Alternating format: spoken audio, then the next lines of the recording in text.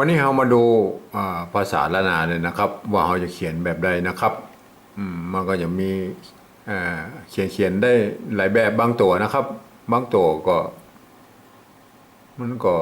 ใจร่วมกันบางตัวความหมายมันเปิ้นบ่สนใจแล้วก็เอาความหมายเอาเสียงว่าอย่างนี้นะฮะมันลองมาดูเลยนะครับภาษากำอู้นะครับหรือปฏิวัติแบบที่3นะ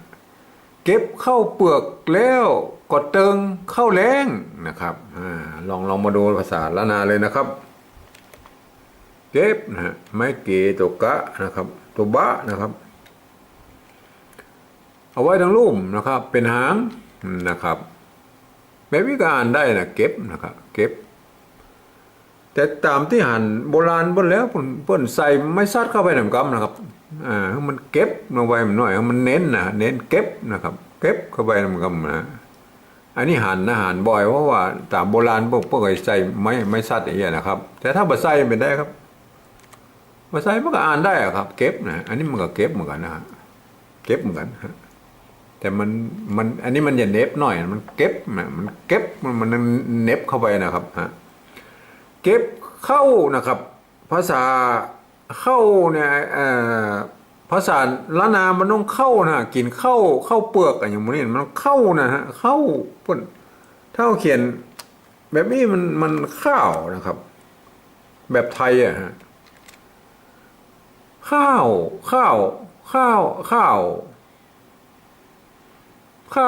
นะมันต้องอ่านข้าวนะครับข้าวมันก็เป็นข้าวไม้ข้าวตักผ้าไม้ข้าวปาดนู่นปาดนี่บ่ครับมันบ่ได้นะเมืองเหนือมันต้องข้าวนึ่งมันข้าวนึ่งข้าวเจ้ามันต้องอ่านมันต้องเข้านะครับเข้าก็ต้องเอาเข้าครับตัวไม่เก่านะฮะไม่เก่ามันจะต้องมีตัวไม้ซัดนะครับมันอย่างนี้มันไปเขียนแบบอย่างนี้ก็ไม่ได้นะครับอันนี้มันเป็นโขนะครับมันเป็นสระโอนะครับบาลีมันเป็นสระโอมันต้องใส่ไม้ซัดนะครับไม้ซัดเขาใส่ไม้ขอจ้างลงไปนะครับเข้านะครับอันนี้อ่านว่าเข้านะครับเข้านะครับ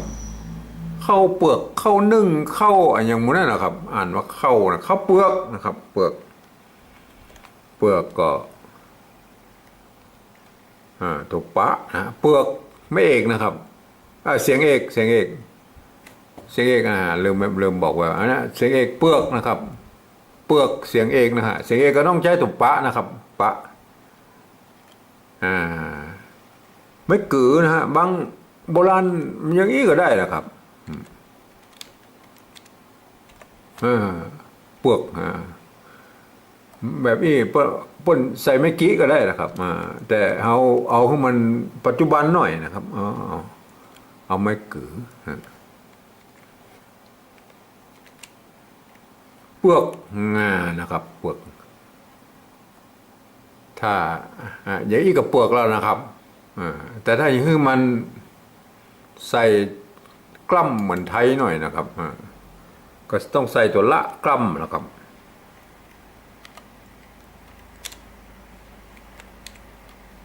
ไว้หลุมเปลือกนะฮะแต่บ้านนะครับเอาไว้กล้ำเฉยๆตัวละเนี่ยนะเปลือกเหมือนกันนะครับเปลือกมันก็เปลือกเหมือนกันนะครับเปลือกแล้วนะครับตัวนี้เป็นตัวพิเศษนะครับแล้วเนี่ยนะครับถ้าเขียนธรรมดามันก็อย่างนี้นะครับแล้วนะครับแล้วถ้าเขียนธรรมดาแล้วแต่ตัวนี้เพิ่นเขียนมาตั้งแต่โบราณแล้วครับมันเป็นตัวพิเศษนะครับตัวพิเศษเพื่อก็เขียนเอาตัวรอเนี่ยตัวแลนะครับพยานมันก็จะแลเนี่ยแลนาแลเฮยอย่างนี้นะครับแลใส่ตัวว่าลงไปนะครับเอาตัวว่าไว้ทั้งลุ่มนี่เป็นมาต้องใส่ไม้ขอจ้างแล้วครับแล้วนะครับอันนี้เป็นตัว พิเศษจริงตั้งแต่มาใจตั้งแต่โบราณมาแล้วครับแล้วล่ะครับอันนี้แล้วล่ะครับถ้าผมมีตัวว่ากันแลนะครับแลมันเป็นตัวพิเศษนะครับไม่ใช่ว่าปัจจัยทั่วไปนะครับก็คือเป็นตัวพิเศษแล้วนะครับแล้วนะครับก็ก็นะครับก็มันก็คือข้อนะครับข้อนะฮะก็คือเสียงโทนะครับเพราะฉะนั้นต้องใจตัวกะนะครับไม่เอกนะครับไม่เอกกับไม่เยาะนะครับนะฮะก็นะฮะก็นะครับก็มันก็เขียนตรงตัวนะบนอาจจะมันเป็นกอไก่ไปได้นะครับก็นะครับกำอู้นะฮะมันอันนี้เป็นภาษาตั้งแต่โบราณนะครับภาษาวรรณกรรมโบราณเขาจะมาเขียนเป็น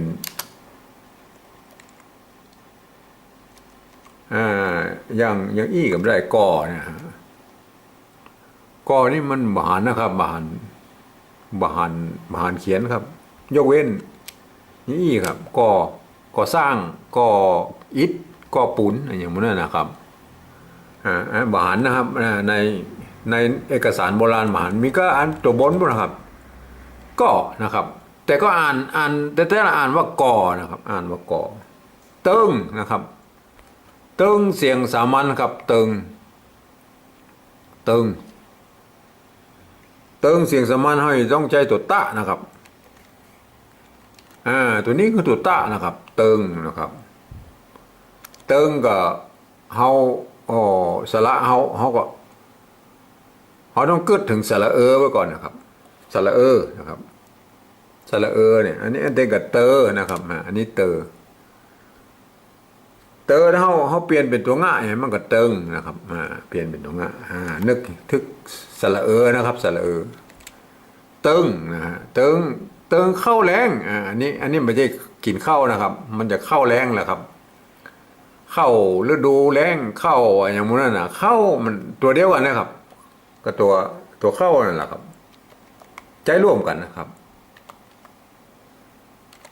ใจร่วมกันฮะเข้า